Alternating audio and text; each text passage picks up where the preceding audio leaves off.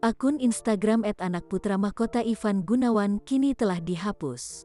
Akun yang dibuat pada Senin tanggal 20 Desember tahun 2021 jam 12.15 waktu Indonesia Barat Ivan Gunawan tersebut membuat penasaran banyak orang. Padahal bayi tersebut sebenarnya cuma bayi halu alias cuma boneka. Namun ketika boneka dinamai Miracle Putra Gunawan itu dibuatkan akun Instagram, seketika jumlah followernya melejit. Namun sekarang akun Instagram @anakputramahkota tak terlihat lagi. Netizen pun bertanya-tanya mengapa akun tersebut dihapus.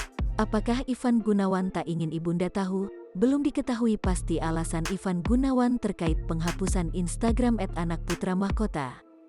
Selain akun Instagram @anakputramahkota, sang desainer justru kedapatan menghapus beberapa foto baby Ekel dan Marvel. Bahkan akun Instagram yang dibuat khusus untuk sang boneka, kini tidak bisa lagi diakses alias dihapus. Belum diketahui pasti alasan Ivan menghapus foto-foto Ekel dan Marvel. Hingga berita ini ditulis, sang desainer juga belum memberikan tanggapannya.